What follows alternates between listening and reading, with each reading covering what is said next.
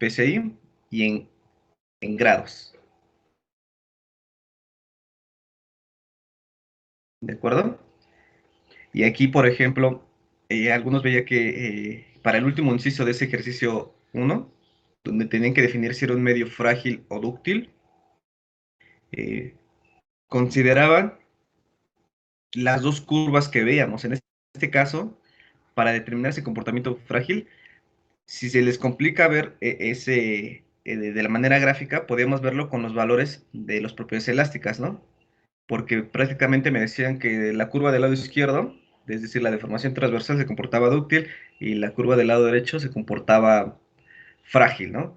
En este caso no es así, únicamente se validan en su conjunto y en este caso se valida la deformación axial, ¿no? La de la deformación lateral o transversal se las anexaba ahí para que pudiesen calcular la relación de Poisson, ya que así ese criterio de la relación de deformaciones de la dirección vertical y en la dirección radial. ¿De acuerdo? Entonces, creo que era lo más relevante. Para el ejercicio 2, creo que ahí tuvieron también algunos problemas para la sobrecarga. Y bueno, aquí lo ideal y como tarea quedaría que ustedes vuelvan a resolver su examen y me lo entregarían ya la siguiente clase, nada más para vean sus detalles, tengan tiempo para estudiarlo, ¿de acuerdo? Y me lo entregarían como tarea, creo que es la 4 o la 5 si no mal recuerdo. Creo que es la 5.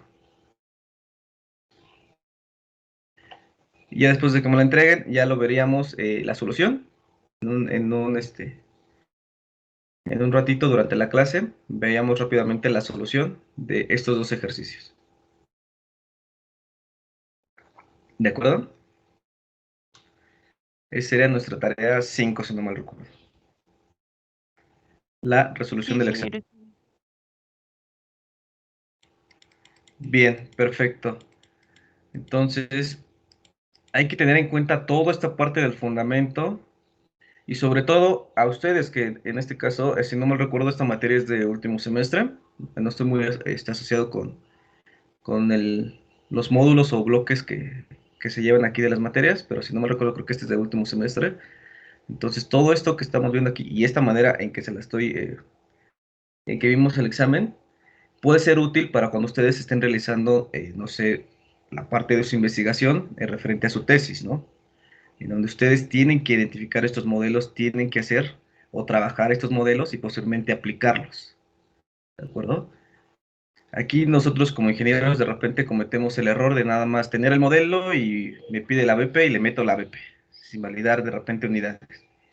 O sin validar si realmente puedo utilizarla, porque de repente estos modelos, ya sean los modelos empíricos o los modelos matemáticos, pueden tener consideraciones o limitantes. Y es lo que debemos de tener en cuenta. ¿Y cómo vamos a saber todo eso? Obviamente conociendo el fundamento, lo que hay por detrás de cada modelo. Y por eso suelo tardarme un poquito en este tema de geomecánica, porque es en donde he visto que más se complica esta situación. ¿De acuerdo? En los demás temas, por ejemplo, la definición de los asentamientos ya es un poco más dinámico. Ahí no hay tanto problema porque ya eso depende de la geomecánica y ya son modelos más exactos, ¿no? Aquí como tenemos diferentes litologías, tenemos diferentes comportamientos mecánicos, entonces, y el fundamento está mucho más limitado para algunos casos, y lo vamos a ver para presión de poro, eh, suele complicarnos todo, ¿no?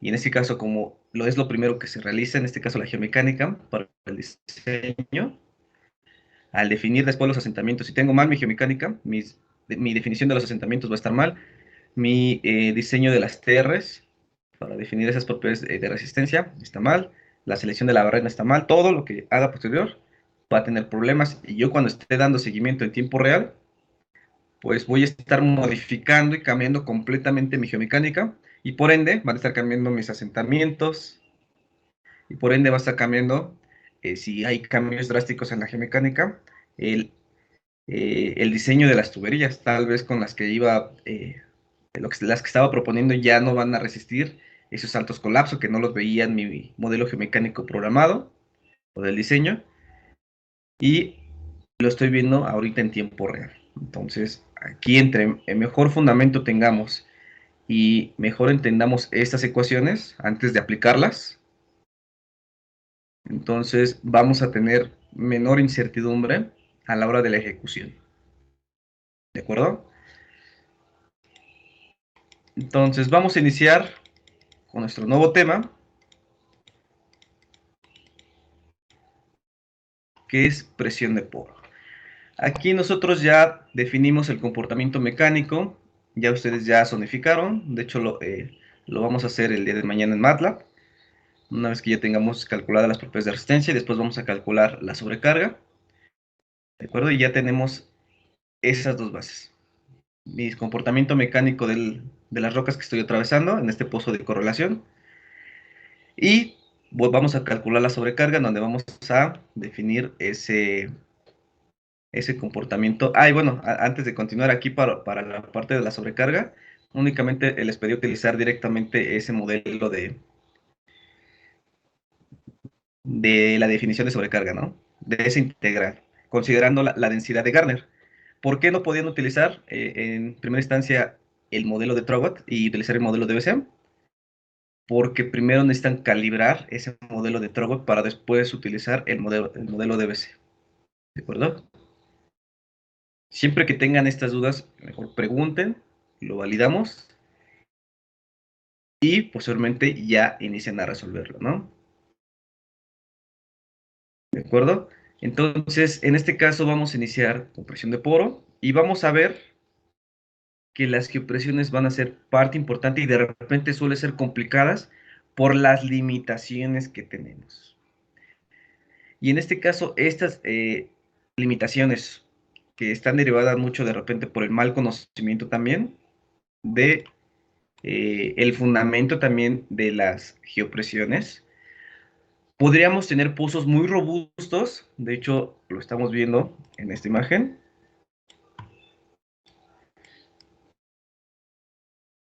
¿de acuerdo? Por geopresiones mal estimadas que me dan una ventana más reducida, al igual que la sobrecarga. Vimos que si yo considero el tirante de agua me da una ventana más reducida, y por ende también si las geopresiones están mal, me dan una ventana mucho más reducida y tendré un pozo más robusto porque requeriría más asentamientos de los necesarios, ¿de acuerdo? Entonces debemos de definir cuál es el fundamento de estos geopresiones, qué hay por detrás de estos modelos, cómo lo aplicaron y cómo determinaron los autores de los modelos más convencionales eh, para llegar a este modelo, ¿no? Conociendo eso, nosotros vamos a llegar a optimizar o hacer un diseño óptimo con menos asentamientos, ¿de acuerdo? O con mayor certidumbre, como menciona aquí, en el asentamiento de las tuberías y obviamente en la definición del fluido de control. ¿De acuerdo? Si yo tengo menor incertidumbre en la definición de los asentamientos y en el peso del fluido de control, obviamente voy a reducir frecuencia o severidad de brotes o manifestaciones que se llegasen a presentar. ¿De acuerdo? Esto cuando estemos por debajo o estemos subestimando las presiones de poro. Y en el caso de estar sobreestimando, es decir, estamos muy arriba de esa presión de poro, podemos tener tendencia de pegadura por presión diferencial. Y en este caso, con un modelo de geopresiones óptimo, estaremos minimizando esta tendencia de pegaduras por presión diferencial. Obviamente, esto en zonas permeables, que es en donde se da principalmente esta problemática. También, al utilizar un peso de lodo de perforación o una densidad de lodo de perforación óptima, es decir, muy cercana a la presión de poro real, entonces estaríamos maximizando el ritmo de penetración. No es lo mismo que yo introduzca toda mi sarta, esté perforando con un lodo de 1.20 a estar perforando con uno de 1.50, ¿no? Generaría una mayor flotabilidad, entonces mi avance sería más lento. ¿De acuerdo? A ese efecto de flotabilidad me refiero a, no sé si han metido un vaso, por ejemplo, con la parte hueca hacia arriba, lo meten o lo sumergen en agua y trata de empujarles esa agua como la parte interior está vacía, trata de regresarles todo el vaso, ¿no? Y entre mayor densidad tenga el agua, por ejemplo, si le ponen alguna sal, mayor va a ser ese efecto de empuje hacia arriba, ¿no? Más o menos a eso me refiero. Entonces, como perforamos principalmente por esos efectos de corte y de peso sobre la barrena, entonces tendría menor peso y estaríamos avanzando mucho más lento. Obviamente también reduciríamos el daño a formaciones productoras. ¿Por qué? Porque al estar muy cerca de esa presión de poro, obviamente tendríamos menor efecto de filtrado sobre la formación que me genere problemas ya en la parte de la zona objetivo. ¿De acuerdo? Entonces, tendremos que definir inicialmente, como en cualquier otro caso, qué es la presión de poro, o también conocida como presión de formación, o ya en la parte del objetivo como presión de yacimiento. Esto básicamente se refiere a aquella presión que están ejerciendo los fluidos que están confinados en el espacio poroso de la formación sobre la matriz de la roca.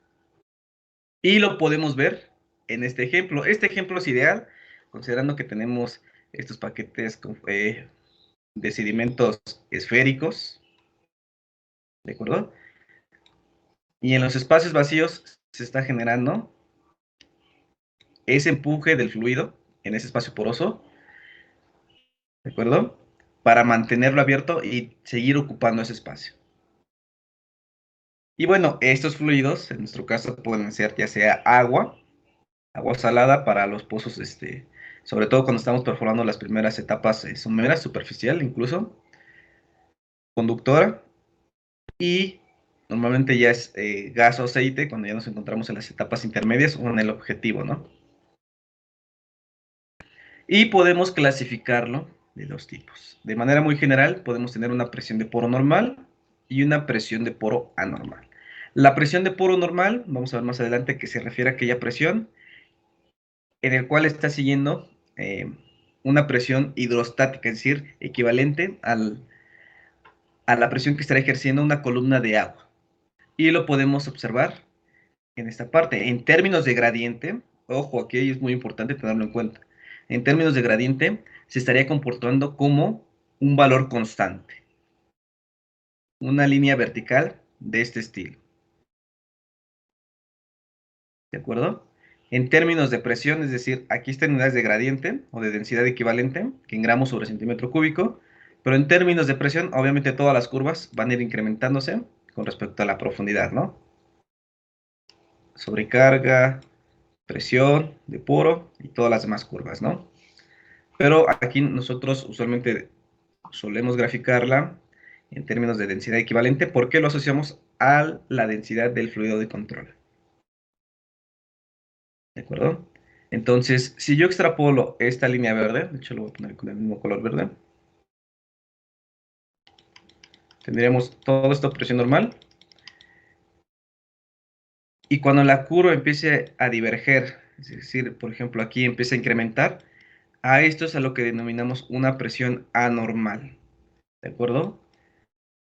¿Por qué? Porque ya no está siguiendo esa tendencia de mi presión hidrostática, que estaría ejerciendo una columna de agua a condiciones superficiales, ¿no? Entonces, básicamente, esa será la diferencia y tendríamos que ver entonces qué valores podría tomar aquí, en nuestro caso, esta presión de poro normal, en términos de gradiente. Entonces, podemos observar que esta presión, como ya les había dicho, es equivalente a la presión hidrostática que estará ejerciendo una columna de fluido de agua nativa de la formación, un agua salada. Por lo general, se encuentran en un rango de 1 a 1.074. Vamos a ver esas variaciones, e incluso en los artículos en donde encuentren, en la mayoría van a encontrar que utilizan un valor de presión de poro normal en términos de gradiente de 1.074 o bien un valor de 0.465 psi por pie, ¿de acuerdo? Que es lo equivalente a ese 1.074. ¿Y por qué se da este pequeño, aunque aparentemente parece un pequeño cambio, eh, sí sería importante ahí, permítame, voy a agregar a su compañera, listo. Entonces, sí es importante conocer cuál sería el valor de presión de poro normal en nuestra zona. ¿Por qué? Porque si utilizamos esos valores, por ejemplo, que se utilizan comúnmente en la zona del Golfo de México, de la parte de Estados Unidos, que utilizan ese 1.074, si nosotros lo utilizamos, de repente no va a coincidir con las densidades de lodo que utilizan en esas profundidades someras de nuestros pozos, porque incluso suelen perforar hasta con un lodo de 1.07 o 1.06 o 5, dependiendo de la zona, ¿no? Entonces aquí este valor estaría sobrepasando y usualmente cuando nosotros ya calculamos la presión de poro, a este valor le agregamos un factor de seguridad, un margen de seguridad, en donde estaría involucrado un margen de viaje y un margen de control. ¿De acuerdo? Entonces nos estaría dando valores más elevados y por lo menos debería tener valores esa densidad de lodo de 1.013, 1.014. Entonces no está coincidiendo. Y bueno, varios autores han demostrado que este valor va a variar dependiendo de la salinidad del agua, ¿de acuerdo? Y en este caso, por ejemplo, para ese 1.074, estaría considerado para una salinidad de 80.000 partes por millón, ¿de acuerdo? De cloruro de sodio, de esta sal, a una temperatura estándar de 25 grados centígrados. Entonces vamos a ver que también la temperatura va a influir en la densidad de, de esta presión de poro normal, o en este gradiente de este poro normal, de esta presión de poro normal, ¿de acuerdo? Lo veíamos, o lo podemos ver, por ejemplo, cuando calentamos algún fluido, por ejemplo, agua en nuestra estufa, le ponemos la tapa, entonces va cambiando de fase, y obviamente se va haciendo menos denso. ¿Por qué? Porque las moléculas empiezan a interactuar más y se empieza a cambiar esa fase de líquido, que viene siendo más denso, a vapor de agua, ¿no? Que es menos denso. Ya es un caso más extremo, obviamente aquí no vamos a ver, o no se va a ver ese cambio de fase, como lo estaríamos haciendo aquí con esas temperaturas del punto de ebullición de 100 grados centígrados, ¿no? Pero sí pequeñas variaciones me pueden generar pequeños cambios en este valor de la presión de poro normal. Y bien, si les comentaba que en este caso estos valores de 1.074 que comúnmente lo vemos en los artículos no lo podemos utilizar en nuestros pozos, entonces, ¿qué es lo que vamos a considerar en nuestro caso? En nuestro caso, estaremos considerando valores más pequeños, ¿basados en qué? En este caso podemos observar que aquí tenemos esta tablita, en donde podemos ver la costa mexicana del Golfo y la cuenca Tampico-Mesantla, ¿no? Ahí en Chicontepec. Y aquí el doctor Velázquez realizó un estudio referente a la salinidad del agua de mar, tomó ahí valores de esos fluidos, de esa agua salada, y determinó su densidad, en el cual se puede observar que para los pozos que se encuentran en la región marina, ya sea norte o sur, o sureste, mejor dicho, tienen en promedio un valor de 1.03 gramos sobre centímetro cúbico. Entonces, si me preguntan qué valor debemos ocupar de presión de poro normal, en este caso debería ser 1.03 para pozos marinos. Y para pozos terrestres, tendríamos que ver que en promedio, en este caso, es más pequeño y tendremos que estar considerando un valor de 1.02 gramos sobre centímetro cúbico. ¿De acuerdo? Y podemos ver aquí del lado derecho que en términos de presión, esto está en términos de presión, en PSI, sí se ve esa tendencia incremental, ¿no? Tanto del esfuerzo vertical a la sobrecarga como la presión de poro normal. Pero en términos de gradiente, obviamente la curva se vería la sobrecarga de esta manera y la presión de poro normal, una línea recta. ¿De acuerdo? Bien, entonces ahora hablaríamos de la presión de poro normal, que es lo que me interesa determinar. Puedo identificar ahí con base a la compactación normal, que ya más o menos vimos un poco en la parte del tema de sobrecarga, que es la compactación normal. Y bueno, aquí les preguntaría, ¿recuerdan qué es la compactación normal? ¿O a qué se refiere el término de compactación?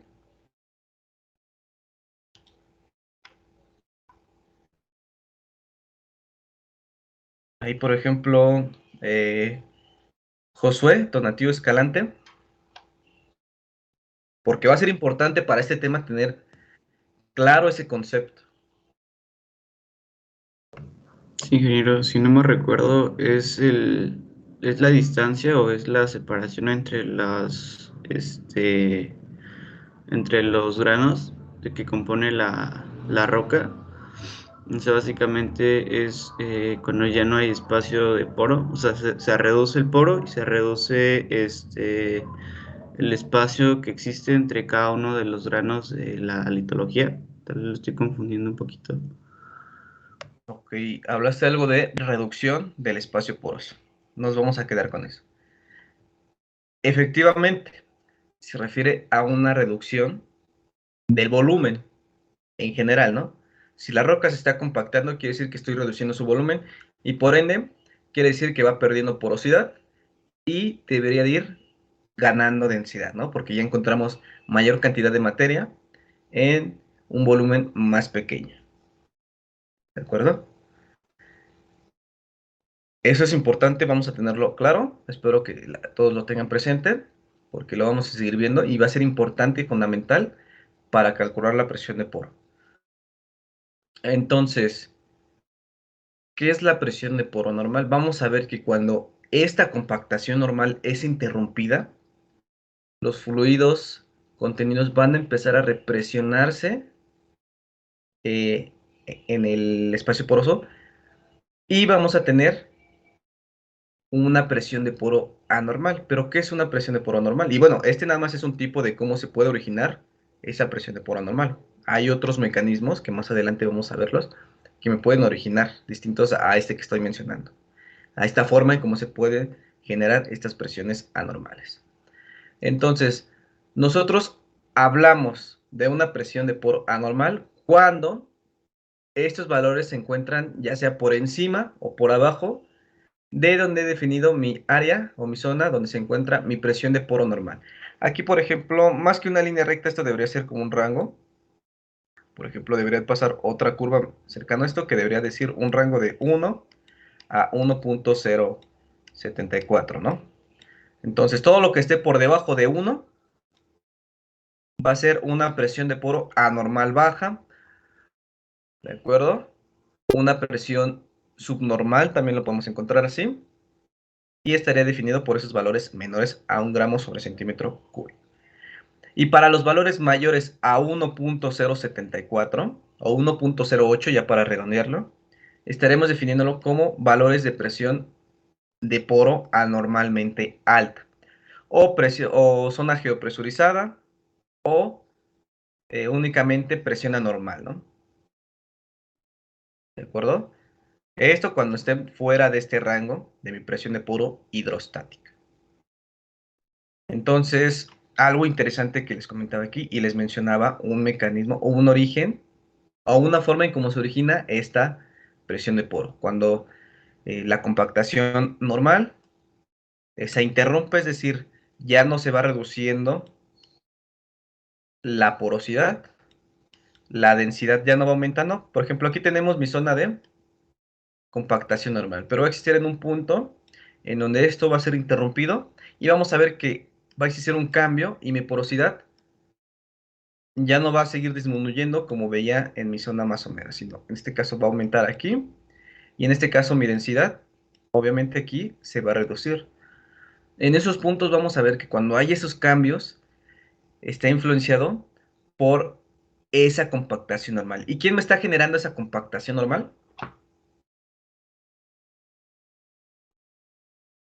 ¿Recuerdan ahí, por ejemplo, Evelyn, Andrea?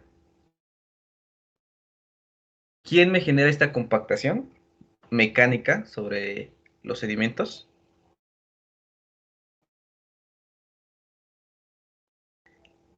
¿Qué tipo de esfuerzo? Creo que no está Evelyn. Esfuerzo vertical, ¿sí? El Sí, esfuerzo profe. vertical. Ay, De ahí me sobrecarga. ganó. Exactamente, es la sobrecarga. La sobrecarga es la que principalmente me estaría generando esta compactación, y al momento en que yo ya los fluidos ya no logren escapar y ya no se pueda reducir esta porosidad, entonces ahí la presión de poro va a intentar soportar esa sobrecarga en conjunto con el contacto grano y grano, ¿no? Ese choque entre grano y grano que también estará generando un esfuerzo de compresión entre los granos y estaría soportando toda esa sobrecarga. Perfecto. Parece que va quedando claro. Pero ese no es el único mecanismo. Sin embargo, es el único que podemos detectar con estos registros y con los modelos convencionales. ¿Por qué? Porque todos los modelos convencionales, ya sea Eaton, ya sea Atashvari, bueno, más adelante vamos a ver cuáles son esos modelos, ya sea Bowers, están basados en esa consideración de el esfuerzo efectivo, es decir, considerando el efecto que tiene la sobrecarga, ¿de acuerdo? O el efecto que tiene la compactación sobre ese espacio poroso y los fluidos contenidos, ¿de acuerdo? Entonces, pero ¿cuántos orígenes o cuántos mecanismos que me originan presión anormal existen? Esta sería una buena pregunta, ¿no? Para saber qué tan limitados están estos modelos. Podemos observar que existen varios mecanismos que nos van a originar estas presiones anormales y que van a estar asociados con procesos, como menciona aquí, geológicos, físicos, geoquímicos y mecánicos. Esto que yo les comentaba de la parte de la compactación mecánica, su nombre indica que está afectada o influenciada por esa sobrecarga o ese esfuerzo vertical, y vimos que el esfuerzo vertical es ecuación de esfuerzo vertical igual a la integral de la densidad, de la gravedad y la diferencial de z, que esta la obtuvimos de el esfuerzo vertical. Ese esfuerzo es igual a una fuerza aplicada, que vendría siendo el peso de los sedimentos, sobre un área transversal, que desde aquí partimos, ¿no? Y esto está asociado por la parte de la mecánica de materiales, la mecánica de rocas, etcétera, ¿no? Entonces estaríamos haciéndolo con un evento o un proceso mecánico, ¿de acuerdo? Entonces, si aquí mi sobrecarga nada más está considerando esa parte mecánica, entonces tendría que buscar otros modelos, si es que existen, que me consideren la parte geológica, la física y la geoquímica.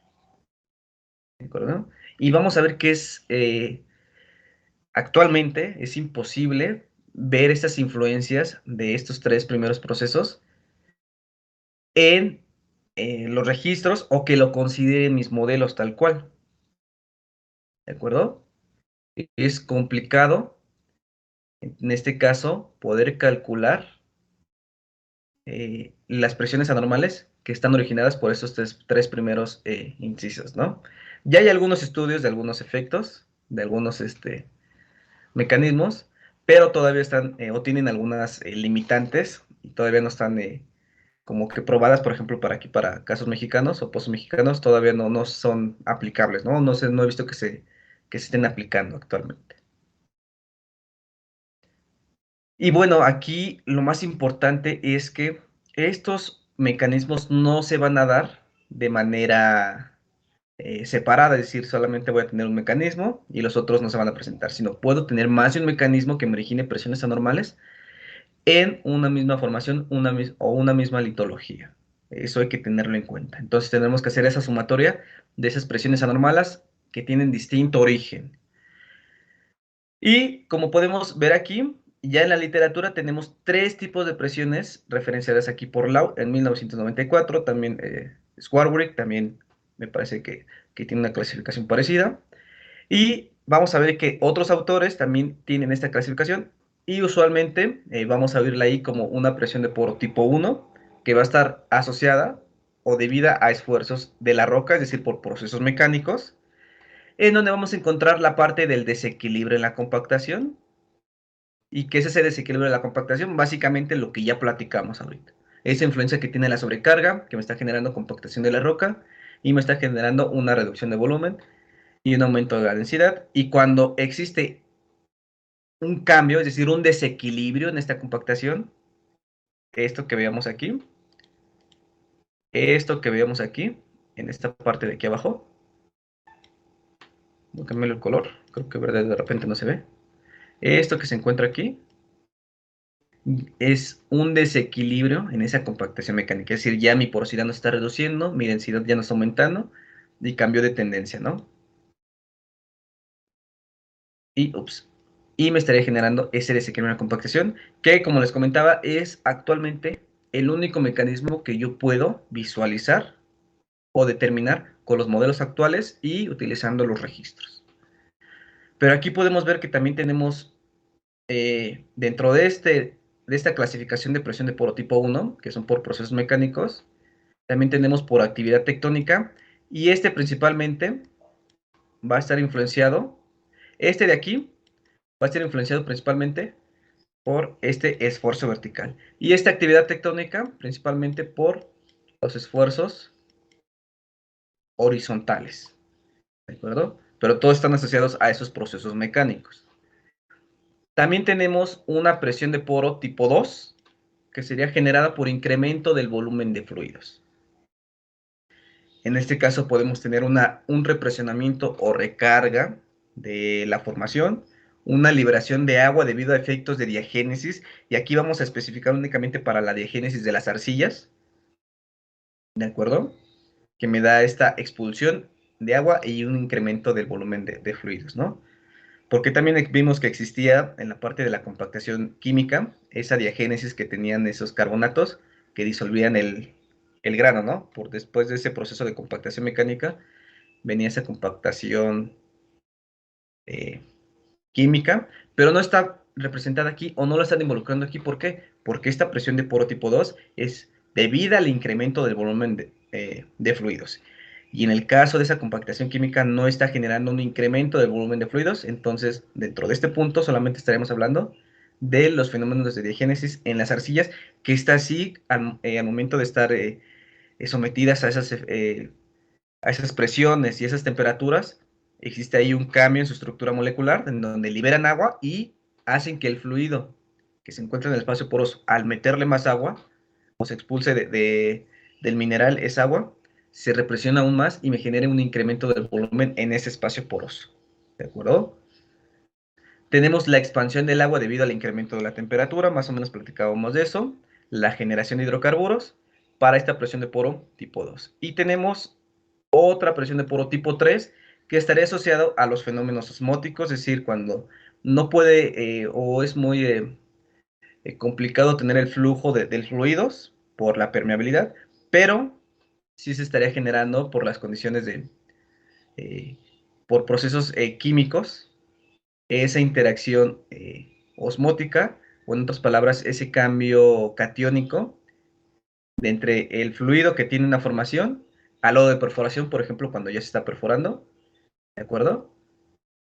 O bien, entre formaciones podría darse el caso en que se dé, ¿no? Tenemos un estrato somero, tenemos una capa permeable y tenemos otro estrato más profundo, una capa, perdón, impermeable que no permite ese flujo entre esos dos estratos, ¿no? Uno por encima de otro, y podríamos tener ese efecto de ósmosis, ¿no? Obviamente tendría que ser con espesores pequeños para que pueda darse esa interacción. Tenemos lo del nivel piezométrico del fluido, y ese básicamente se aplica para pozos de agua, no lo vamos a ver tanto aquí en pozos de petróleo, de aceite o gas, ¿de acuerdo? Por las profundidades que se manejan, ¿no? Y tenemos algo también que es muy importante tenerlo en cuenta, que es la flotación debida al contraste de densidades, ¿de acuerdo? Entonces, como les comentaba, nosotros podemos tener que mi presión de poro en una cierta formación tengamos una presión de poro tipo 1, pero también tengamos, o que esté influenciada por una presión de tipo 2, entonces tendremos que hacer la suma. Y también, si tiene aceite o gas y existe ahí un contraste de densidades o un efecto osmótico, tendremos que asociarle una presión de poro tipo 3. Ya dependiendo de las condiciones, puede que tal vez no presenten presión de poro tipo 2 o no presenten presión de poro tipo 3, pero sí es importante saber que existe, ¿no? Y en este caso, entonces, ¿cuáles serían las limitantes de nuestros modelos que yo no puedo determinar hasta este momento? Estos de aquí. Entonces, de repente vamos a ver que no cuadran mis geopresiones con la densidad de lodo. y empezamos ahí a hacer cosas extrañas, ¿no? Como he visto que de repente empiezan a hacer ahí dibujos sobre las geopresiones para tratar de calibrarla con la densidad, ¿no? Por ejemplo, voy a borrar todo esto de una vez. Ese no es. Listo. Por ejemplo, he visto casos en donde la densidad va más o menos así. Y de repente sube aquí considerablemente. Y aquí sigue incrementándose, ¿no? Y lo que hacen, usualmente cuando su presión de poro, supongamos que el modelo de Eaton más o menos le está dando esta presión incremental. Y aquí no incrementa tanto como como veíamos en este punto. Entonces de repente empiezan a hacer cosas raras, a empezar ahí a dibujar, a modificar algunas tendencias y empiezan aquí como que a decir más o menos va así, para acercarse más a esta densidad de lodo. ¿De acuerdo? Y ahora si les preguntamos qué modelo utilizaste para que yo lo pueda aplicar en el pozo que estoy diseñando, si realizaste esto en un pozo de correlación que se va a utilizar para el nuevo pozo que se va a perforar, ¿qué modelo utilizaste? Van a ver que no van a contestar porque prácticamente nada más es modificando tendencias y prácticamente podemos decir que es un dibujo. Y si yo lo quiero extrapolar o modelar para mi pozo, para mi diseño, entonces ya no voy a poder. ¿Por qué? Porque no sé cómo obtuve eso, porque nada más fue dibujada. ¿De acuerdo? Aquí lo importante en este caso sería saber que voy a tener una incertidumbre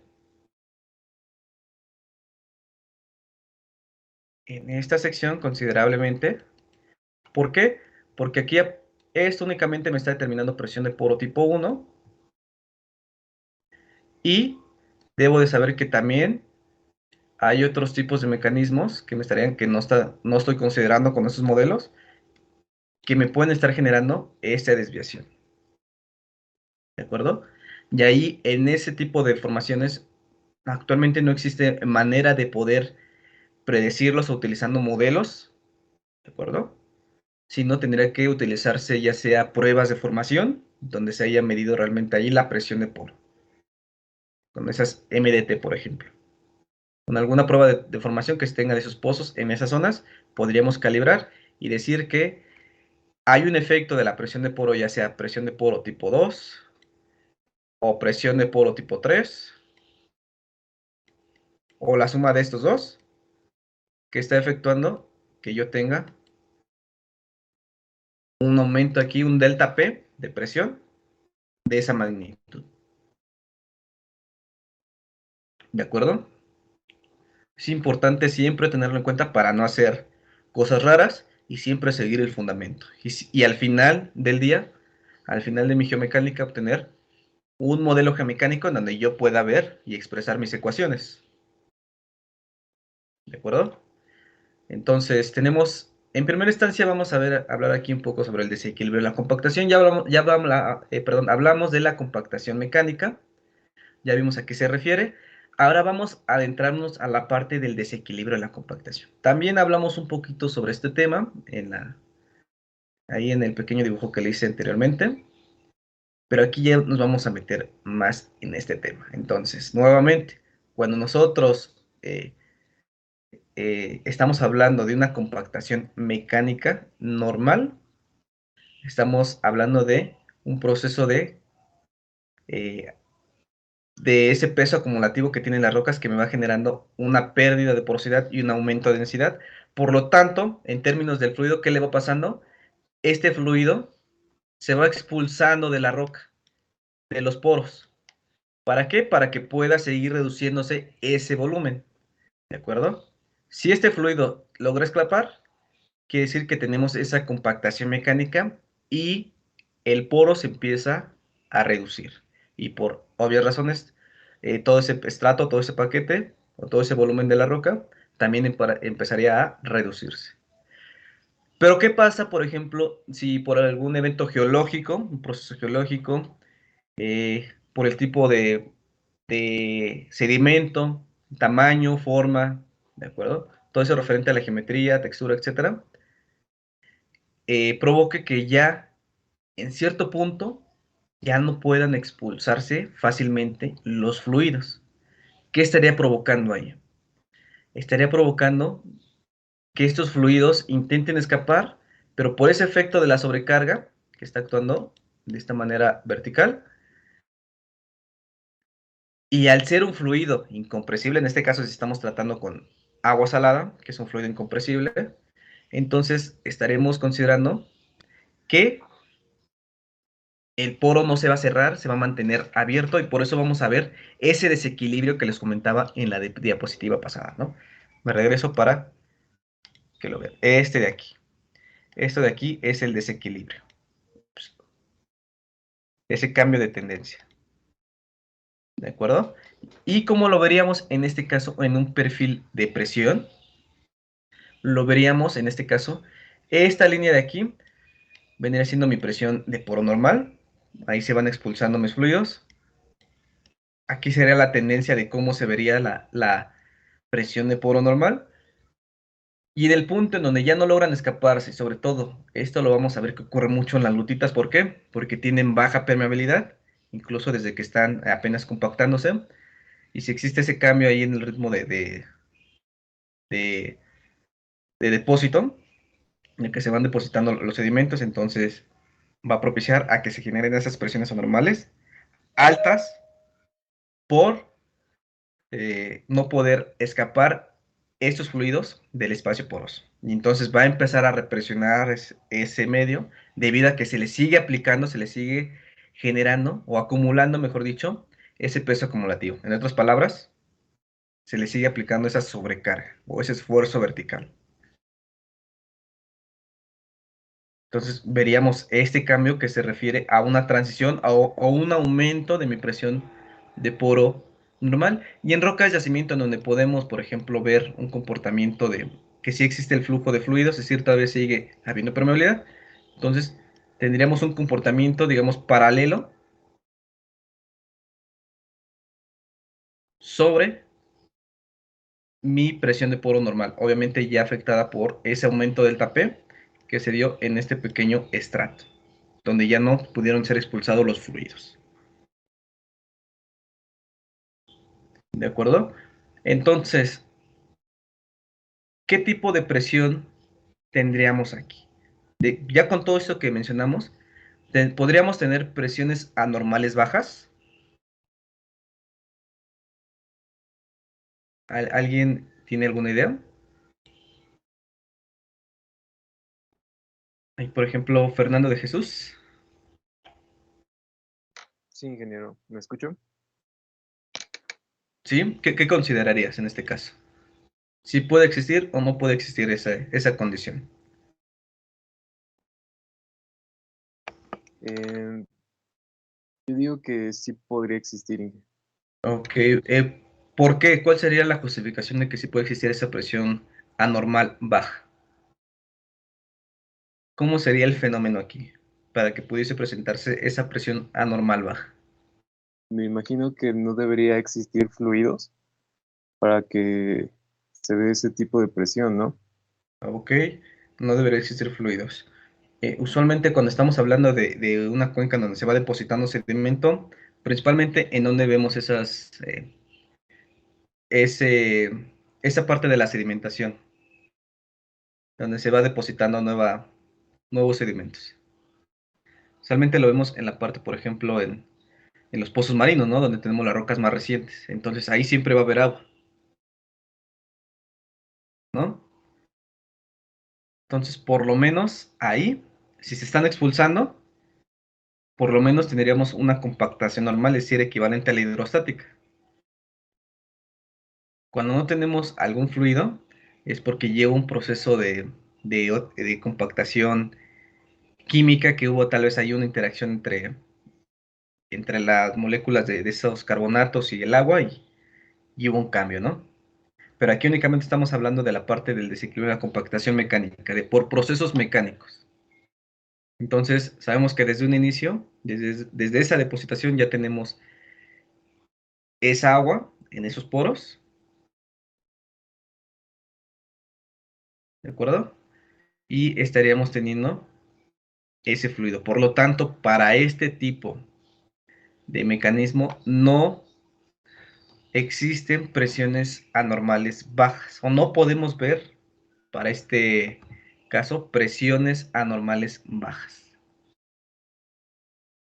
¿De acuerdo? De acuerdo, Inge, gracias. Perfecto. Entonces, lo único que puede ver este mecanismo son presiones anormales altas. ¿Y por qué presiones anormales altas?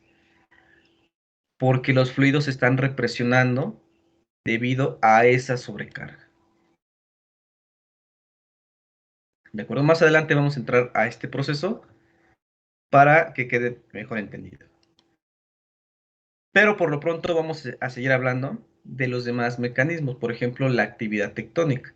Y me gustaría enfocarme en este ejemplo que tenemos aquí. Por ejemplo, inicialmente tendríamos por superposición estos estratos afilados. No existía en un cierto tiempo esa falla inversa, por lo tanto podemos considerar que estaban depositando igual. Y deberían de tener la misma presión de poro, ¿no? Por ejemplo, en este caso se está considerando que este estrato B tenía una presión hidrostática con un gradiente de presión de poro normal, es decir, los fluidos se iban escapándose y no tenemos problema de represionamiento de fluidos y no teníamos entonces influencia de esa sobrecarga sobre ese fluido. Por lo tanto, tendríamos una presión de poro normal de 1.03 que me daría a esta profundidad de 1000 metros 103 kilogramos sobre centímetro cuadrado. Perfecto. Pasa cierto tiempo, se genera ahí por algún evento regional una falla inversa y se considera que esta se encuentra sellada, es decir, no va a permitir el movimiento o la migración del fluido por ese conducto o esa falla. Entonces, ¿qué presión en términos de PSI o en kilogramos sobre centímetro cuadrado tendríamos aquí en este estrato? ¿Alguna idea?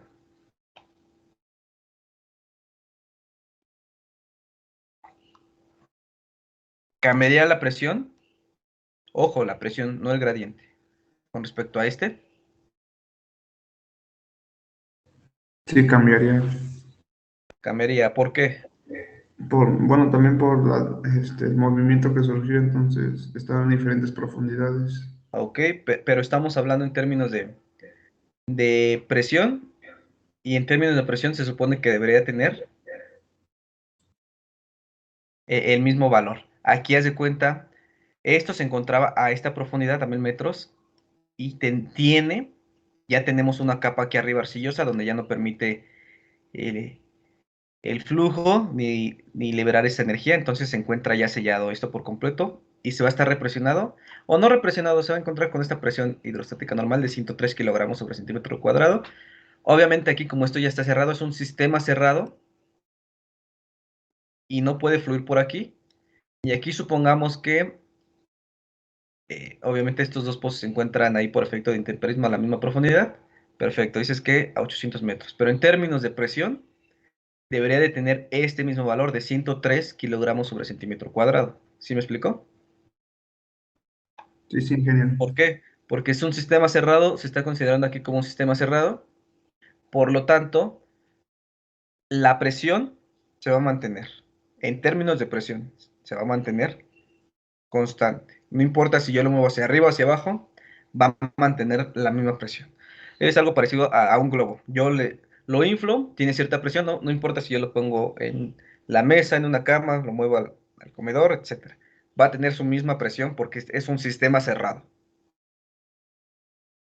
¿De acuerdo? Ah, pero si quiero determinar ya su gradiente de presión de poro, ahí sí va a tener que estar en función de la profundidad. En este caso, ¿cuál es el gradiente de presión de poro aquí? 1.03. Y en este caso, ¿cuál sería el gradiente de presión de poro acá? Tendría que resolverlo. Y en este caso tendría que multiplicar el 10. Lo estoy despejando de hecho de aquí, de esta función o esta fórmula de presión hidrostática que ya todos conocemos. Presión hidrostática es igual a ¿qué? Densidad por profundidad entre 10, ¿no? Que esto nos da así tal cual la densidad en gramos sobre centímetro cúbico y la profundidad en metros nos estaría dando kilogramos sobre centímetro cuadrado. ¿de acuerdo? Si yo despejo de aquí la densidad, puedo obtener el gradiente. Y tendría 10 por 103 kilogramos sobre centímetro cuadrado, que es la energía que tiene este estrato. Y lo divido ahora entre los 800 metros. Puedo observar que existe un aumento de mi presión y de mi gradiente de presión de poro, de 1.29. Entonces, con base en esto, en este pozo B, por ejemplo, comparado con este pozo A, ¿cuál consideran que tiene, qué tipo de presión tendría mi pozo B? ¿Sería normal? Presión de fractura. O Bueno, presión de fractura, ¿qué sería en este caso? Ya me estás hablando de presión de fractura. ¿Y a qué te referirías aquí con presión de fractura?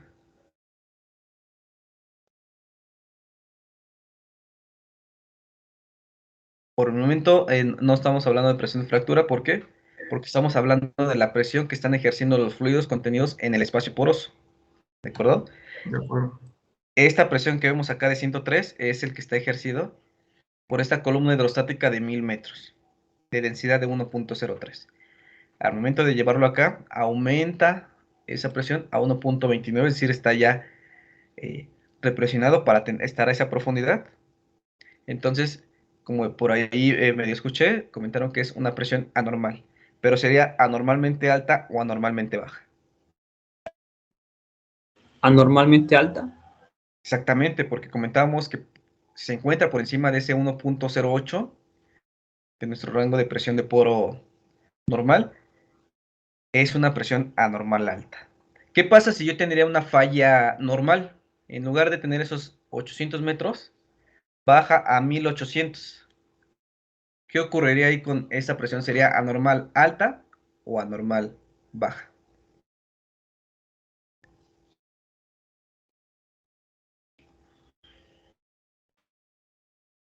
¿Sería normal baja? Anormal baja, ¿por qué? Porque tan solo resuélvanlo, multipliquen 10 por 103 y divídanlo entre 1800, les va a dar un valor más pequeño de 1. Entonces tenemos una presión anormal baja. Entonces aquí podríamos tener ambos casos, ¿no? Podríamos tener una presión anormal baja o una anormal alta. El problema aquí es que yo tengo que validar toda esa parte de la actividad tectónica y validar que realmente exista esa falla sellada, que no exista migración de fluido, y suele ser complejo para hacer este tipo de análisis, ¿no? Necesitamos muchos datos para conocer este tipo de estructuras, si realmente está sellada, si realmente tienen esa misma presión, si no tiene algún, si se encuentra totalmente cerrado, ¿de acuerdo? Todo esto es importante allí considerar. Entonces, ya sabemos que con este mecanismo puede generar ese tipo de presiones bajas o altas. También, otra cosa importante es que no solamente podemos tener este tipo de fallas inversas o normales, ¿no? También puede ser, por ejemplo, algunos pliegues, otro tipo de estructuras generadas por esta actividad tectónica.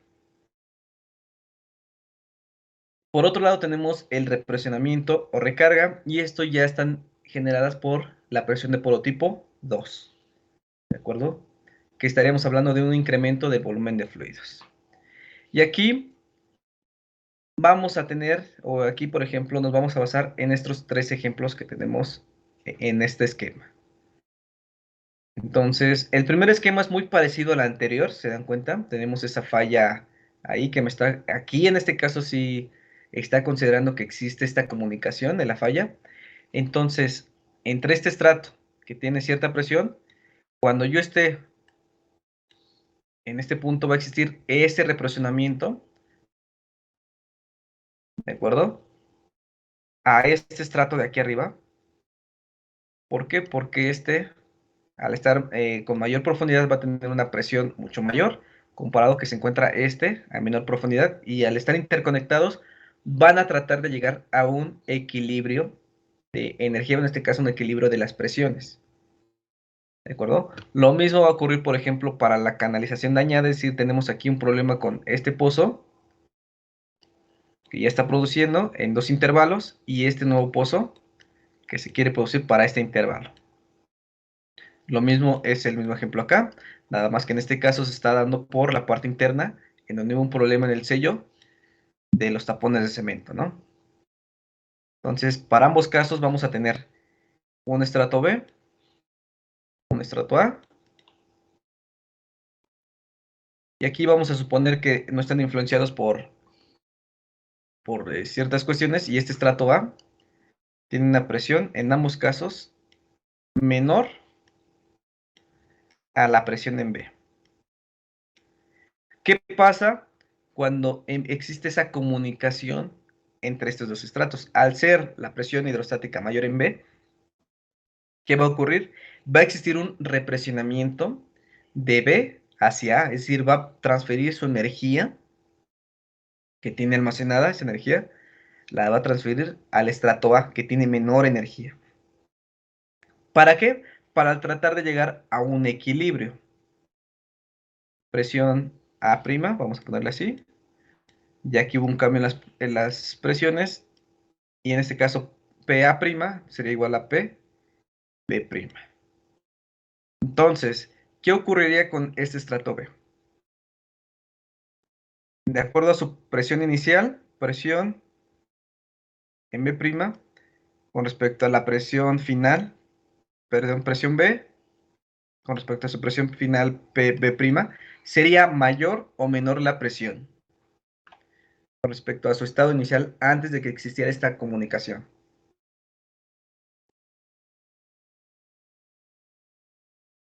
¿Alguna idea?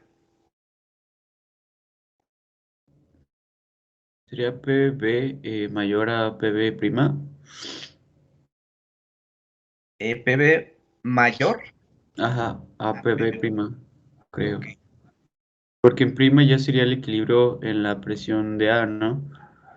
Entonces Exactamente. sería la mitad de la presión inicial de PB, creo. Ok, y presión para el estrato A con respecto a la presión ya después de que existió esta comunicación, ¿cómo sería la presión en A con respecto a A'? Sería PA es menor a P prima de A.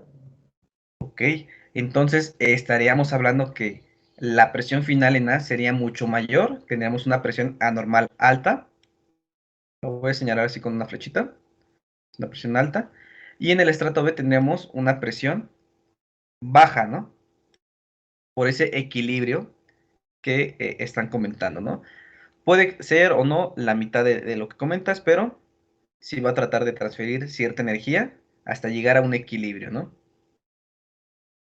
Así como cualquier otro sistema, cualquier otra, por ejemplo, de temperaturas, etcétera, tratan de llegar a un equilibrio, si están intercomunicados.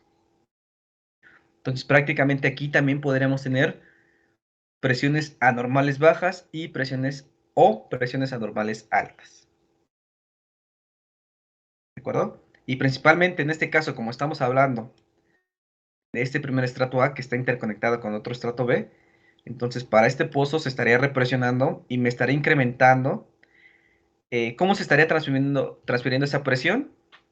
Pues por medio del incremento del volumen de fluidos de esto que lo tiene represionado, y estaría transfiriendo volumen para bajar esa presión a este otro estrato que estará aumentando o recargando ese volumen, y lo estaríamos nosotros notando en este pozo de aquí.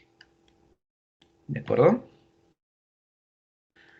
Bien, entonces tenemos el siguiente mecanismo, que es el efecto o el fenómeno de diagénesis en las arcillas. Les comentaba que únicamente aquí nos vamos a enfocar en la parte de la alteración que existe en las arcillas después de su depositación.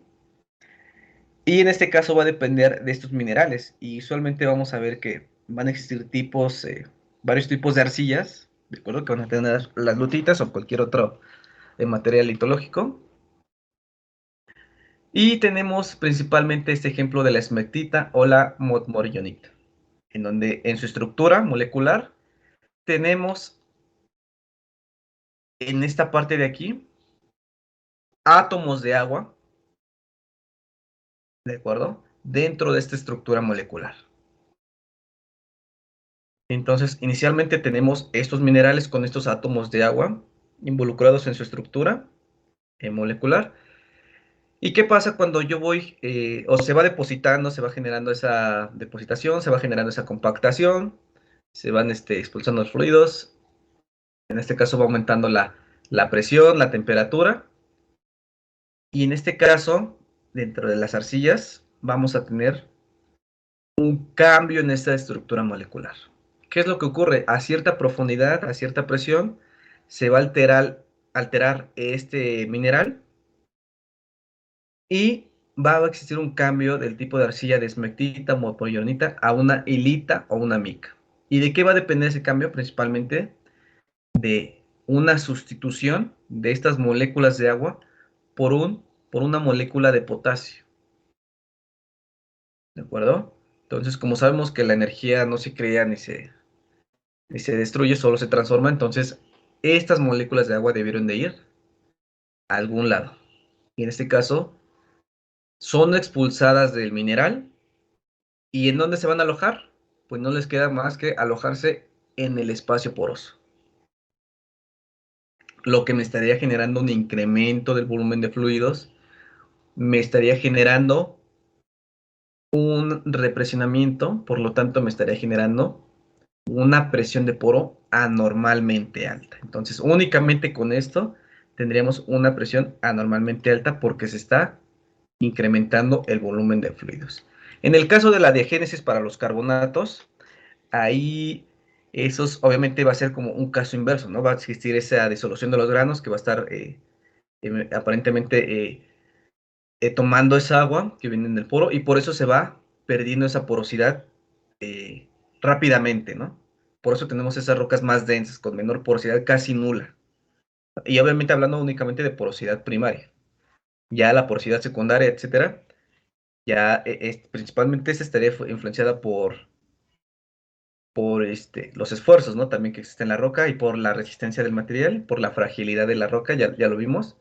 Y eso suele ser algo complejo, muy complejo, de hecho, que por esa razón de repente no lo involucran en este tipo de mecanismos que originan presiones anormales. Porque aparentemente todavía no se entiende bien el concepto en ese tipo de carbonatos que estaría generando esa diagénesis. ¿De acuerdo? Pero por lo pronto aquí en la diagénesis de las arcillas podemos ver esos procesos geoquímicos en ese cambio en su estructura molecular.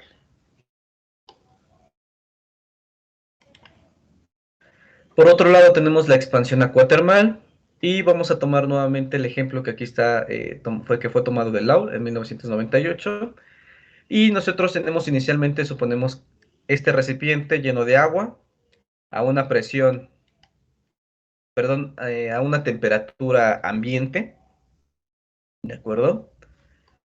Donde tiene aplicado una sobrecarga, ¿de acuerdo? Pero están siendo expulsados, ¿no? Es decir, me está generando una presión atmosférica o una presión normal. ¿Qué ocurre si yo le acerco una fuente de calor? Como lo podemos representar aquí con esta velita.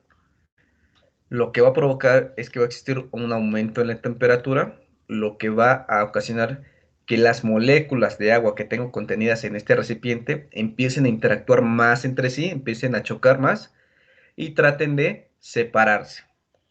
¿De acuerdo? Y al ser un sistema cerrado y al tener esta sobrecarga constante que no le permite la salida a ese fluido, entonces me va a generar un aumento en la presión. ¿De acuerdo? ¿Por qué? Porque va a incrementar el volumen del fluido. ¿Por qué? Porque va perdiendo densidad, porque quiere cambiar o hacer ese cambio de fase de líquido a gas, ¿no? Por ejemplo, si ya estamos alcanzando ya temperaturas muy altas. ¿De acuerdo? Sin embargo, aquí este modelo o este mecanismo de repente suele ser ahí muy cuestionado y algunos consideran que no es tan relevante porque no aumenta drásticamente las presiones en el yacimiento o en las formaciones, ¿de acuerdo? Incluso aquí Baker en 1972 mostró que la elevación de presión de 800 psi que se calentó de 50 grados, o sea, aquí de hecho aquí lo dice 54.4 grados a 93.3 grados centígrados, ocasionó solamente un incremento de 1.65% del fluido, ¿no? Obviamente aquí, por ejemplo, en pozos del área de geotermia puede ser interesante este mecanismo porque ahí tienen unas fuentes de calor que me están cambiando esa fase y me están generando ese cambio de líquido, de agua líquida a un vapor de agua. ¿De acuerdo? Entonces, ups, ¿qué pasó? Listo. Siguiendo con esta presión de poro tipo 2, tenemos por último la generación de hidrocarburos. Y esto principalmente lo vamos a ver en la roca madre. ¿De acuerdo? Donde tenemos, o donde se está depositando, tenemos ahí el depósito del querógeno inicialmente, donde de igual manera, por efectos de presión y temperatura, de hecho vemos lo que se conoce como la ventana de generación de hidrocarburos, va a depender de esa presión, de esa temperatura, obviamente con respecto al tiempo, y va a ocasionar que este querógeno se vaya transformando al hidrocarburo, ¿no? Se va transformando a aceite. Inicialmente vemos en esa ventana de generación que se convierte a aceite, después a gas húmedo y condensados, y después a gas seco, si ya alcanza cierta presión y cierta temperatura. Entonces, este cambio va a propiciar a que exista un incremento del volumen de fluidos. Una vez que se realizó el cambio a aceite, o parte de este querógeno se fraccionó en aceite, entonces este va a tender a aumentar su volumen, ¿de acuerdo? Y no se diga más, no se diga con respecto al gas seco. Estamos hablando de gas, quiere decir que sus moléculas van a estar interactuando más, por lo tanto van a tener una menor densidad y tendrían un mayor volumen, ¿no? Lo que estaría generando un represionamiento aún mayor en este tipo de formaciones, ¿no? Que contienen este querógeno. También por ahí he leído de algunos autores, no recuerdo ahorita el nombre de estos autores, pero comentan que como son tan elevadas por el contenido, por ejemplo, en esas rocas madres, son tan elevadas este incremento de volumen, y como estamos hablando de rocas que tienen este querógeno que van a exhibir un comportamiento frágil, entonces suelen o tienden a fracturarse, y cuando se generan este tipo de fracturas es cuando se libera el gas y se van a una roca almacén o a una roca yacimiento. Por lo tanto, de repente ya no encontramos estas presiones anormales altas porque ya se liberó fracturando la roca, ¿no? No pudo resistir tanto la roca a esas presiones anormales altas por esta generación de hidrocarburos que se fracturó, generó esa interconexión entre las fracturas y logró migrar a esas rocas de yacimiento. ¿De acuerdo? Que de igual manera no tenemos una forma directa de medirlo y no se puede ver con los registros o los datos que tenemos para determinar las presiones anormales, ¿no? Por ejemplo, esos registros que les proporcioné, no podremos ver este mecanismo. Ahora bien, tenemos este movimiento de fluidos que vendría siendo, y la flotación, que vendría siendo mi presión de poro tipo 3, ¿de acuerdo? Y en primera instancia tenemos este fenómeno osmótico. ¿A qué se refiere este fenómeno osmótico? Básicamente, definiríamos inicialmente como la ósmosis, como el movimiento espontáneo de agua a través de una membrana semiimpermeable, que va a separar dos soluciones de diferente concentración. ¿De acuerdo? Y lo que va a provocar aquí es que nosotros vamos a tener un fluido con cierta salinidad, ya sea más o menos, y tenemos el agua de formación que contienen las rocas con otra salinidad. ¿Qué es lo que ocurre? Vamos a tomar en cuenta y a considerar este caso que tenemos aquí una lutita. Y esta sección de aquí es el pozo que yo voy perforando. Y aquí tengo el fluido de perforación. Lo voy a representar como MW. Tenemos un lodo de perforación. Vamos a ponerle lodo. Tenemos el lodo de perforación, que es base agua, tiene cierta salinidad. Y aquí tenemos el agua que tiene la lutita, por ejemplo. La lutita, al ser una formación impermeable o con muy baja permeabilidad, ¿qué va a pasar? No va a permitir el libre flujo de fluidos, no va a fluir de esa agua de la lutita hacia el pozo, ¿de acuerdo? Principalmente porque tenemos esa baja permeabilidad. Entonces, aquí entraría otro efecto, en este caso por esa interacción química, en este caso que tiene la lutita, y que va a tener la lutita con el lodo de perforación, vamos a ver un intercambio catiónico, un intercambio aquí de iones, que dependiendo de si este es mayor o este menor, vamos a ver ese flujo hacia una dirección u otra, ¿de acuerdo? Y esto me estaría generando una presión de poro tipo 3, ¿de acuerdo? Aquí, por ejemplo, vemos esta ecuación y vemos que está en función también de esta parte de si es gas, por ejemplo, también toman mucho en cuenta esa parte de la constante de los gases reales, esa R, la temperatura, que es muy importante también porque la temperatura le va a dar ese comportamiento de su interacción química, y el volumen molar también va a depender mucho. Y este, que ya no se ve bien, pero este de aquí, que es un alfa M, se refiere a la eficiencia de la membrana, es decir, qué tan ideal se va a comportar como esa membrana semipermeable que se requiere para generar ese efecto osmótico. En este caso, para las lutitas, que son muy arcillosas, este valor es muy aproximado a 1. Pero cuando tenemos algunas arenas con cierta arcillosidad, esta eficiencia puede ir bajando, ¿de acuerdo? A valores más pequeños que 1. ¿De acuerdo? Tenemos la parte del nivel piezométrico. Les comentaba que este únicamente se presenta en pozos de agua. Y podemos tener aquí 3 casos. Al igual que en el caso anterior, podemos tener presiones anormales altas o bajas, dependiendo de la concentración de sales, ¿no? Si es más aquí o menos aquí, y si es menos acá o más acá. Va a depender esa dirección. Entonces puede ser que sume o reste a la presión final este fenómeno osmótico. Y por otro lado aquí, en este caso también, para este nivel piezométrico, que como les comentaba nuevamente es para pozos de agua, podemos tener 3 casos. Una presión de poro normal, y esto se refiere a cuando tenemos un nivel piezométrico, tenemos esta altura del pozo, H,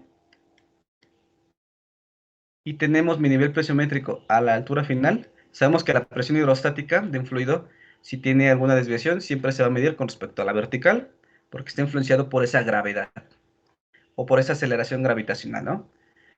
Entonces aquí sería ese nivel piezométrico, ¿de acuerdo? Y vamos a ponerle, no sé qué les gusta, vamos a ponerle H mayúscula. En este caso, cuando el nivel piezométrico o esa altura de esa columna hidrostática es igual a la altura que tiene mi pozo, entonces voy a presentar una presión hidrostática normal. Pero ¿qué ocurre, por ejemplo, cuando mi altura H minúscula es mayor a mi H mayúscula? Voy a tener una presión anormalmente baja, ¿de acuerdo? ¿Por qué? Porque aquí mi columna hidrostática es más pequeña. Yo puedo calcular de aquí a aquí cuál sería la presión por esa hidrostática que estaría generando esta densidad, que tiene una densidad normal, por esa columna H mayúscula, entre 10. Pero si yo quiero ahora determinar el gradiente a partir de la posición en donde tengo mi pozo, tendría que ser la densidad igual a la presión hidrostática. ¿Qué presión hidrostática? Esta que determina acá, por 10 entre H minúscula, entre esta H. Y al ser mayor esta H, entonces me estaría dando un gradiente de presión más pequeño. En caso contrario, tenemos este pozo que se le conoce como un pozo artesiano, un pozo fluyente, y en este caso tenemos que mi columna de agua es mucho mayor a mi columna que estoy atravesando, ¿de acuerdo? Que tiene mi pozo. En este caso, H es menor a la H mayúscula, o a esa columna hidrostática, ¿de acuerdo? Por lo tanto, al tener una mayor columna hidrostática y al hacer esto mismo de aquí, tener una presión hidrostática mucho mayor, y al momento de transformarlo en gradiente con referencia a este pozo, tendría un gradiente de presión o una densidad equivalente mucho mayor que la normal. Por lo tanto, tendríamos una presión de poro anormalmente alta, ¿de acuerdo? Y bueno, ¿hasta aquí tienen alguna duda? Yo tengo una duda, Inge. Sí, adelante. ¿Podría repetir para quedar más claro los tipos de presión de poro tipo 1, tipo 2 y tipo 3? Ok. Me regreso. Tenemos la presión de poro tipo 1, que es debido a los esfuerzos en la roca, que son debidos a los efectos mecánicos, ¿de acuerdo? Eso que están influenciados por la sobrecarga, que vendría siendo asociado al desequilibrio en la compactación, y tenemos los que están asociados a los esfuerzos horizontales, que me estarían generando esa actividad tectónica. Obviamente, cuando tenemos el desequilibrio en la compactación, vamos a ver que siempre va a estar influenciado porque siempre va a haber ese depósito de los sedimentos, lo que me estaría generando esa acumulación o ese peso acumulativo de los sedimentos en todas las cuencas, ¿no? Entonces siempre tendríamos como mecanismo primario ese desequilibrio en la compactación. La actividad tectónica va a depender del régimen, si es un régimen pasivo o activo, ¿de acuerdo? Si nos encontramos, por ejemplo, en la parte del Golfo de México, ya es un régimen pasivo actualmente, entonces no debería existir ahí algo referente a la actividad tectónica que me genere actualmente esas presiones anormales. Y las generadas por incremento de volumen de fluidos, prácticamente como su nombre se indica, es porque están involucrando una recarga o el fluido está incrementando su volumen dentro de ese espacio poroso y me estaría represionando ese poro, generándome en todos estos una presión de poro anormalmente alta. Para este primer caso tendríamos una presión anormal alta y para la actividad tectónica vimos que tendría que ser ya sea baja o alta dependiendo del caso. Y para el movimiento de fluidos y flotación, básicamente se refiere a ese movimiento que va a tener o a esa interacción que van a tener mis fluidos. Por ejemplo, para los fenómenos osmóticos, ese intercambio iónico, que dependiendo de la salinidad, puede ser que tenga cada fluido que esté interactuando entre sí, que me puede dar una presión anormal alta o baja. Y el nivel pesométrico también podemos tener esa presión anormal alta o baja. ¿De acuerdo? Y más adelante vamos a ver que se refiere a que únicamente vamos a tener presiones anormales altas. ¿De acuerdo? Muchas gracias, Inge. Perfecto, ¿no? ¿De qué? Bien, vamos a dar un descanso, son las 10:05. Regresamos aquí a las 10:15 y continuamos con este último mecanismo que vendría siendo la flotación debida al contraste de densidades. ¿De acuerdo? Este es un tema importante porque es muy común en la parte de la roca yacimiento, cuando tenemos más de un fluido. ¿De acuerdo? Entonces regresamos en 10 minutos y continuamos